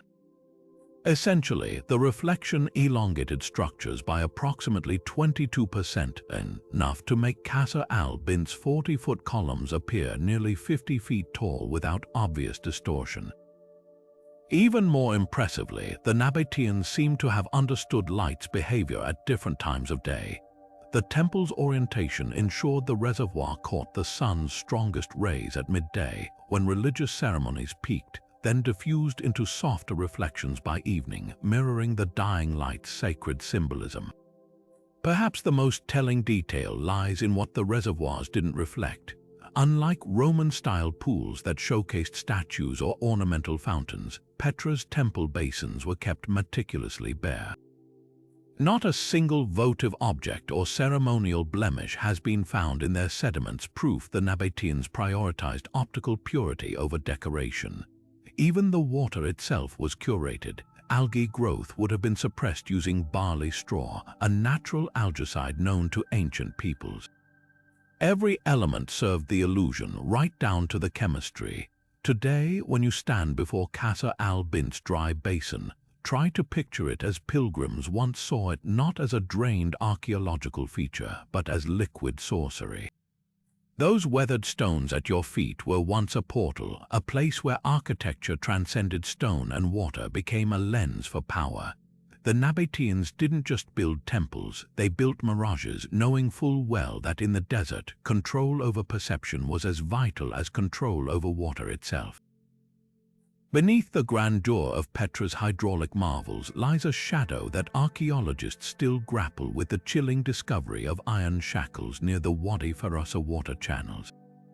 These rusted relics, half buried in the silt of 2,000 years, whisper a darker chapter in the Nabatean story: the possibility that their engineering miracles were built on the backs of enslaved laborers. The controversy isn't just about the shackles themselves, but their precise location clustered around the most perilous sections of the aqueducts, where workers would have dangled from ropes to carve channels into sheer cliff faces. Historical accounts add fuel to the debate. The Roman historian Diodorus Siculus wrote of Nabatean raids on neighboring territories, boasting of prisoners dragged back to Petra in chains of iron. But here's where it gets complicated. Unlike the mass slavery of Egypt's pyramids, evidence suggests Nabatean forced labor may have been more selective. The shackles found at Wadi Furasa show careful craftsmanship: adjustable rings with smooth inner edges to prevent gangrene, a grim practicality that hints at long-term use rather than disposable workers. Some even bear markings resembling owners' symbols like branded cattle, yet counter-arguments emerge from an unexpected source: the channels themselves. The precision of the Wadi Furasa conduits reveals something telling: whoever built them possessed specialized knowledge. The slopes follow gradients accurate to within fractions of a degree, and the mortar mixes vary by location to account for different rock porosities. Could enslaved people have retained such expertise? At Hegra, a graffiti carving depicts a hooded figure holding what appears to be a surveying tool, accompanied by a Nabatean inscription translating to "the hand that measures drinks first." Some scholars interpret this as proof of skilled prisoner engineers, perhaps captured from rival civilizations like the Edomites, who were renowned hydrologists. The archaeological record grows murkier when examining worker settlements near the sites. At the base of Wadi Furasa, excavations uncovered cramped stone barracks with subsistence-level artifacts, crude pottery shards, and worn grinding stones. But just half a mile away, there's evidence of comfortable housing for overseers, complete with imported glassware and intricate water clocks. This stark contrast suggests a tiered labor system where some workers lived under coercion while others enjoyed relative privilege. Perhaps the most haunting clue comes from the chains themselves. Metallurgical analysis reveals something peculiar: the iron originates from mines near Sela, a region the Nabateans conquered specifically for its metal deposits. The shackles weren't just tools of control, they were products of the very empire they helped build, literal chains forged from captured resources. In Petra's silent canyons, those rusted rings tell a story that transcends simple morality, a reminder that even the most brilliant civilizations often cast long shadows. In the rugged highlands above Petra, where the desert meets the sky, archaeologists unearthed fragments that seemed utterly out of place, broken ceramic discs marked with precise, radiating lines. These weren't shattered pottery or decorative tiles, they were the remnants of the Nabateans' most ingenious water-sharing system, hydraulic clocks that dictated life for thousands of farmers. Imagine a world where time wasn't measured in hours or minutes, but in the steady drip of water through a calibrated hole. A world where your irrigation slot might last exactly as long as it took for 2 bowls to fill beneath an ancient timer. These clocks, found in the ruins of Little Petra's agricultural terraces, operated on a principle so simple it was brilliant. Each farmer received a ceramic bowl with a small hole in the bottom, placed over a larger collecting vessel. Water would trickle from a communal cistern into the upper bowl, and the moment it emptied, marking the end of that farmer's allotted share, the next bowl would take its place. The grooves on those recovered discs, they were calibration marks adjusted seasonally to account for evaporation rates in summer versus winter. A farmer's time might shrink during drought months or expand after rare rains, ensuring fairness even as the desert's mood shifted. But the true stroke of genius was in the enforcement. At the center of each clock stood a local water official, often a priest or elder, whose role was sacred and unchallengeable. Greek traveler Dionysius described the scene in his journals. The keeper of the bowls does not speak nor argue, for the water itself is the judge. Disputes were settled not by human whim, but by the unassailable logic of hydrology. Archaeologists found something even more telling. Some bowls had tiny notches on their rims, likely tally marks recording each family's monthly usage. These were no primitive tools, they were the backbone of a hydrological democracy, where every drop was accounted for with near scientific rigor. What's remarkable is how these clocks shaped the landscape itself. The terraces of Little Petra aren't laid out in haphazard plots, but in geometric sectors matching the clock's divisions.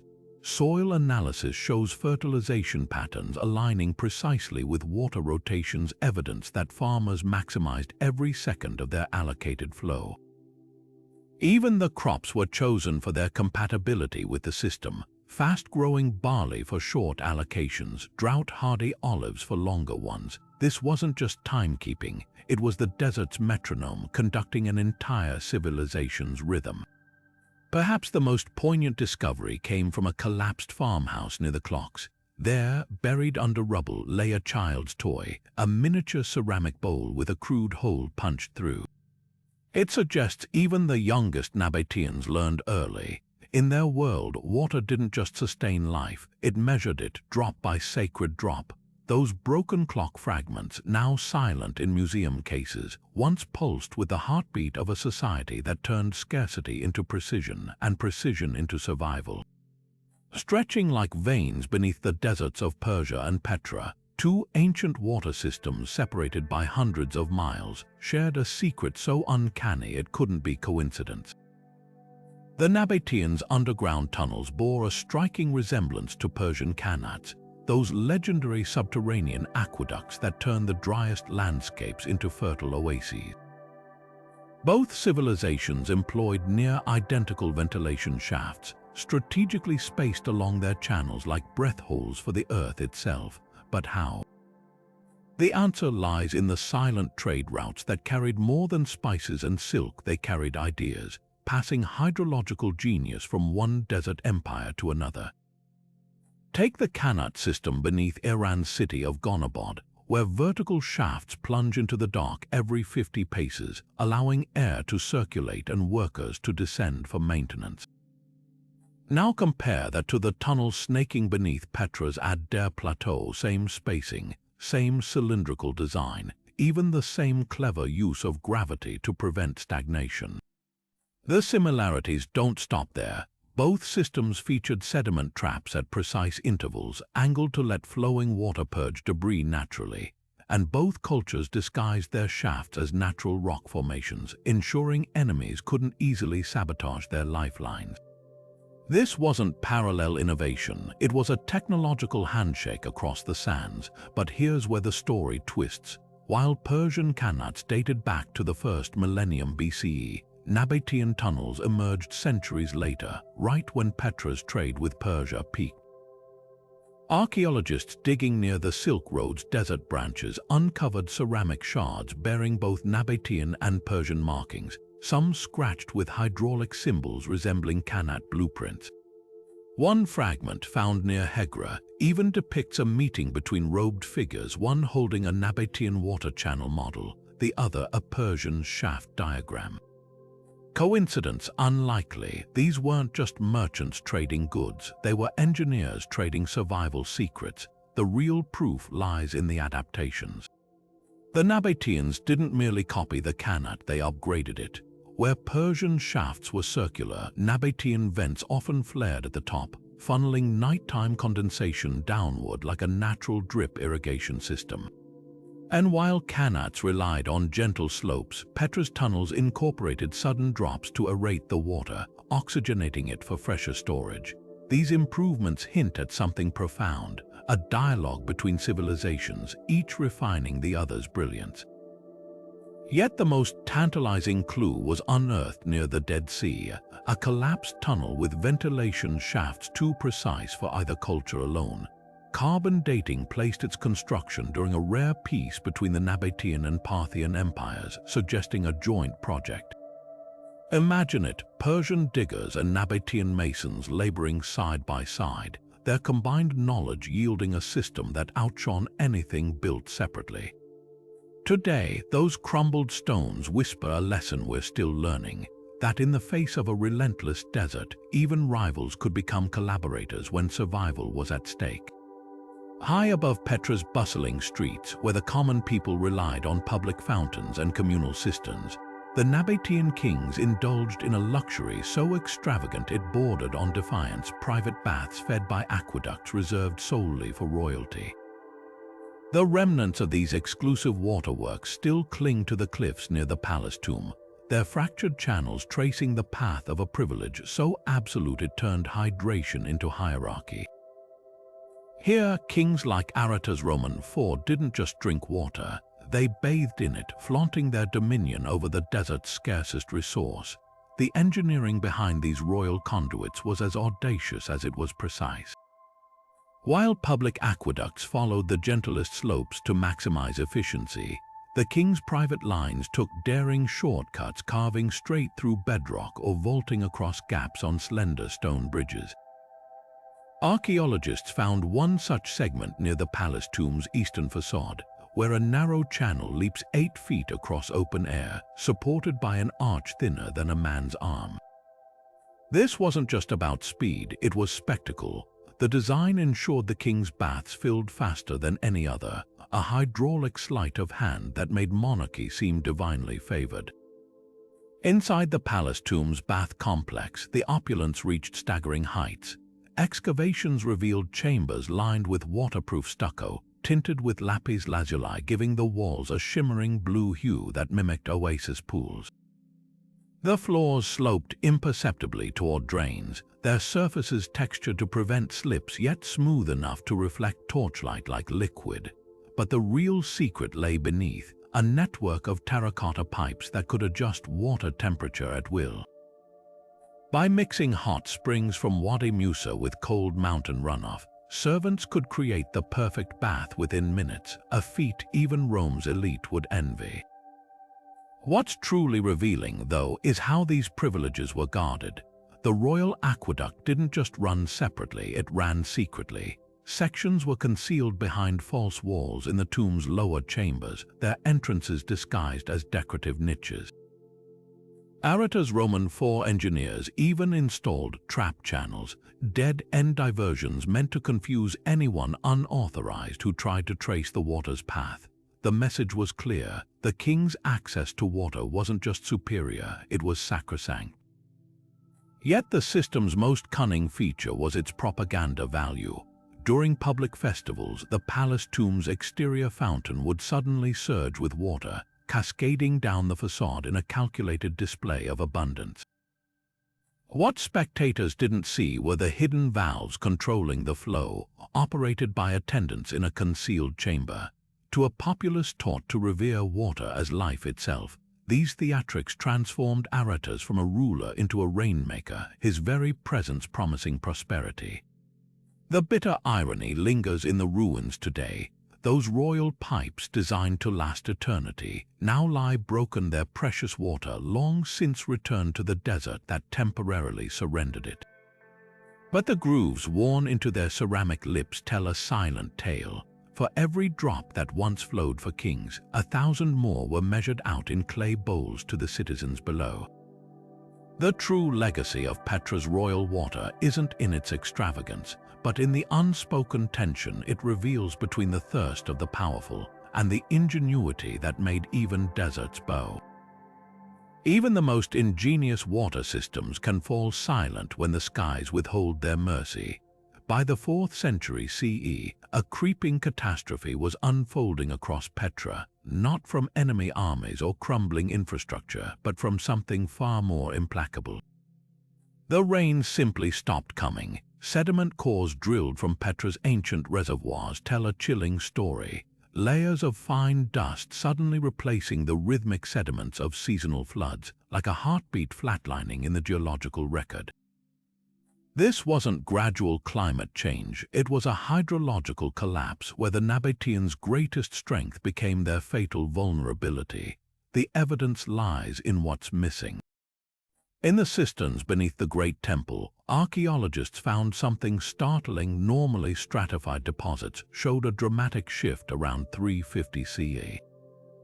Below that line, alternating layers of silt from regular floodwaters and mineral residues from careful filtration. Above it, a uniform band of wind-blown sand, uninterrupted by any waterborne sediments for decades. Modern paleoclimatologists analyzing these cores match them to wider regional data, revealing a megad drought so severe it disrupted monsoon patterns as far away as India. The Nabateans hadn't just run out of water, they'd run out of time. What makes this collapse particularly tragic is how it exploited the system's perfection. Those brilliantly engineered channels and fog traps relied on predictable patterns: morning mists that never arrived, flash floods that never surged. At Wadi Musa, researchers discovered aqueducts abandoned mid-repair, their last mortar mixes left to harden in the sun.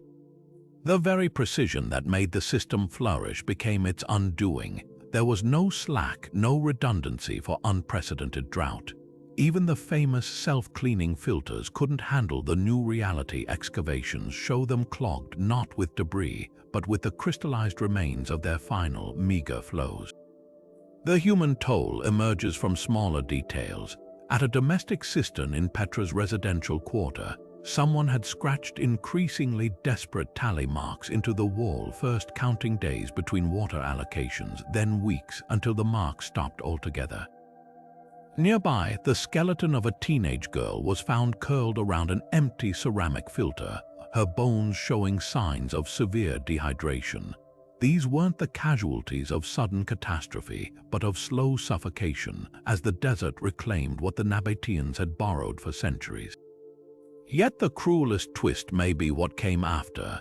Sediment studies show the rains eventually returned just decades too late for Petra. By then, the institutional knowledge had evaporated like morning dew. The last water priests died without apprentices, their bronze listening rods tarnishing in abandoned temples. When Byzantine engineers later tried reviving the system, they misinterpreted key features, sealing evaporation vents in the mistaken belief they were leaks. The echoes of that failure still whisper through Petra's dry channels today, a warning etched in stone and dust about the fragility of even the greatest human achievements against the patience of the earth. The desert guards its secrets well until the wind shifts, revealing what centuries of sand had concealed. When Swiss explorer Johann Ludwig Burckhardt crept into Petra in 1812, disguised as an Arab scholar to avoid suspicion, he stumbled upon something that left him utterly baffled. Towering stone chambers, their ceilings blackened by ancient soot, yawned from the cliffs like the mouths of forgotten giants. These weren't the ornate tombs he'd expected. They were monumental cisterns, so vast and eerily silent that even a seasoned traveler like Burckhardt mistook them for royal burial sites. His journal entry from that day betrays his awe. The ceilings curve like the vaults of pharaohs, yet the floors bear no sarcophagi, only the ghostly shimmer of long evaporated pools. The misunderstanding was understandable. The cistern scale dwarfed anything Burckhardt had seen in Cairo or Damascus, with some chambers stretching over 60 feet underground. Their entrances, deliberately carved to resemble temple facades, only deepened the illusion. What he'd actually discovered were the Nabateans' most ambitious storage sites, reservoirs capable of holding millions of gallons, designed to blend seamlessly into Petra's funerary landscape. Modern laser scans would later reveal why these structures fooled even the sharpest eyes. Their interiors mimicked the acoustic properties of tombs, with sound dampening so effective it created that tomb-like hush Burckhardt noted. But the real surprise came when later explorers poked deeper. Beneath layers of sediment, they found inscriptions invisible to Burckhardt's torchlight, hydraulic calculations and maintenance records etched alongside religious symbols.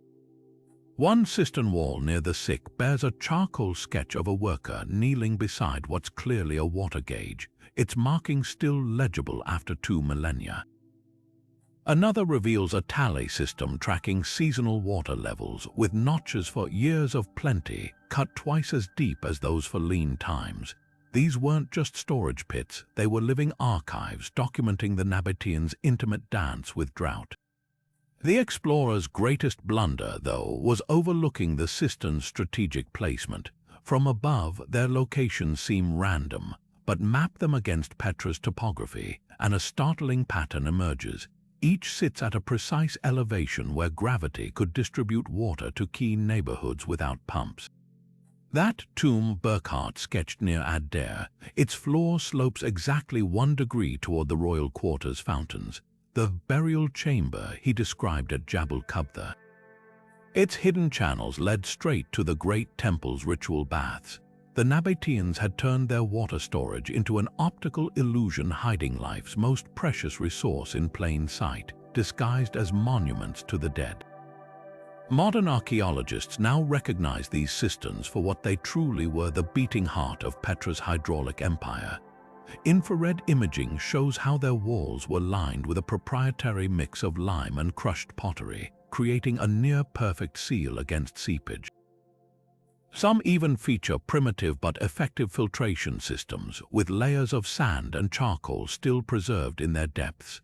Burckhardt's tombs were, in reality, the ultimate insurance policy against the desert's whims, a lesson we're only beginning to appreciate as our own reservoirs dwindle.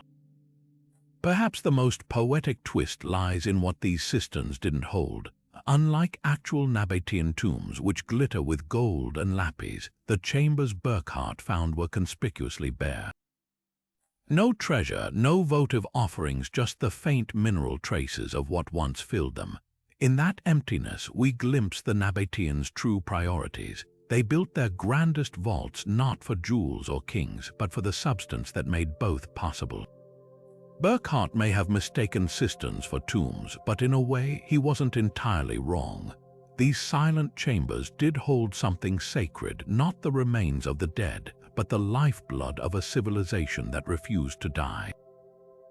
Beneath the modern walkways of Petra, where tourists snap photos of rose-red ruins, a quiet revolution is underway, one that bridges millennia.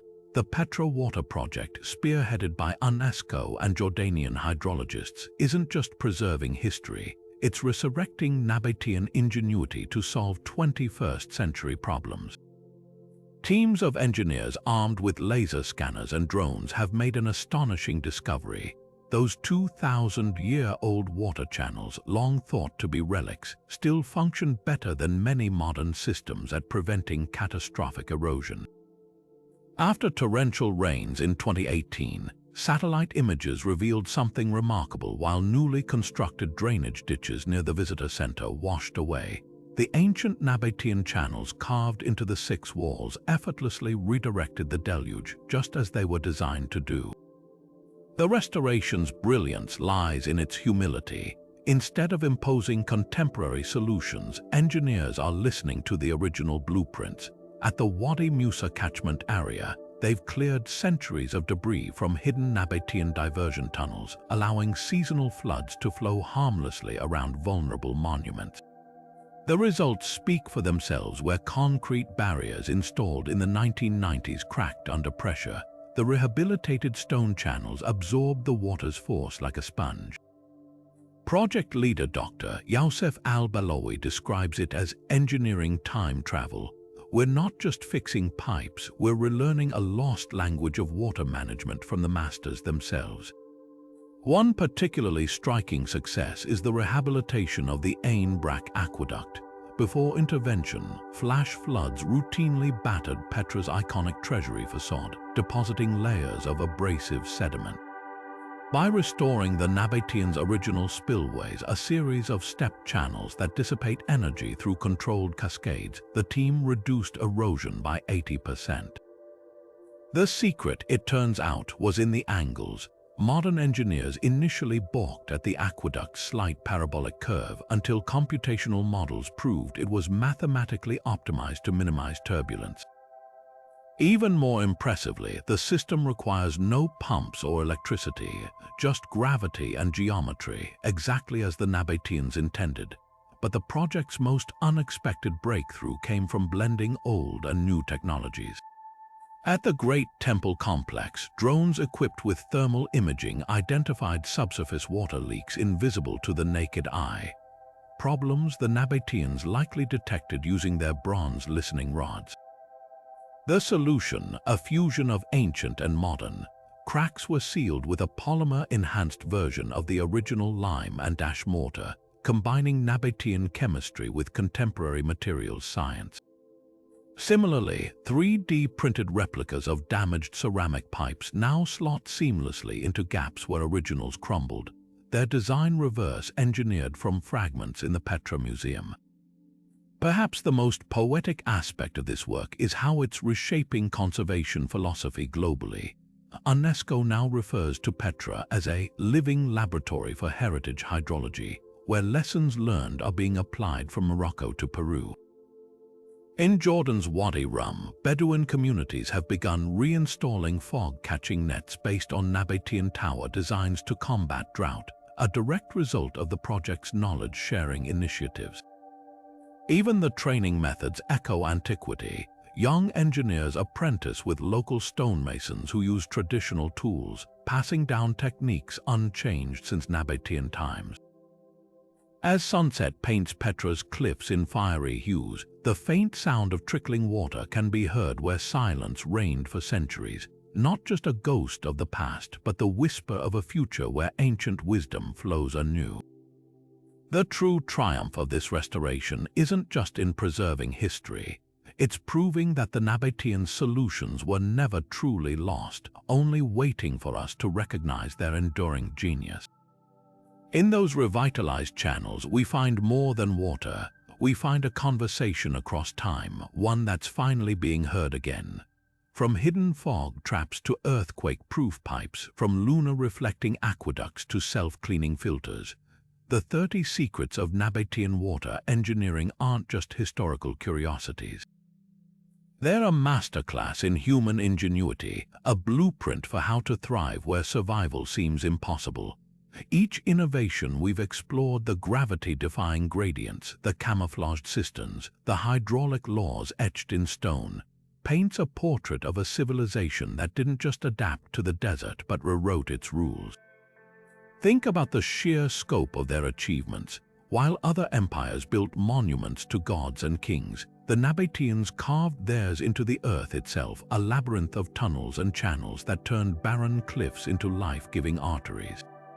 Their greatest legacy wasn't the towering treasury or the majestic monastery, but the invisible network that made them possible. Without those hidden veins carrying water, Petra would have been just another forgotten outpost swallowed by the sand. What's truly humbling is realizing how much we've yet to learn from them. Modern engineers still study their techniques, from the passive cooling systems that rival today's green architecture to the fog-harvesting towers inspiring drought solutions worldwide. The Nabateans didn't have satellites or computers, but they had something we often lack: an intimate dialogue with their environment, a willingness to listen when the desert whispered its secrets. So here's the question that lingers after unraveling all 30 mysteries: which revelation left you in awe? Was it the moonlit channels guiding travelers by celestial reflection, the terracotta pipes flexing like living veins during earthquakes, or perhaps the brutal elegance of their water taxes turning scarcity into empire? Drop your favorite in the comments. I'd love to hear which feat of Nabatean genius resonated most. And if uncovering these ancient wonders sparked your curiosity, don't miss what's coming next. We're diving deep into more forgotten marvels, lost technologies, submerged cities, civilizations that bent nature to their will. Hit subscribe and join me on this journey through history's greatest puzzles. Because the past isn't just a graveyard of dead ideas, it's a treasure chest of solutions waiting to be rediscovered, and the Nabateans proved that better than anyone.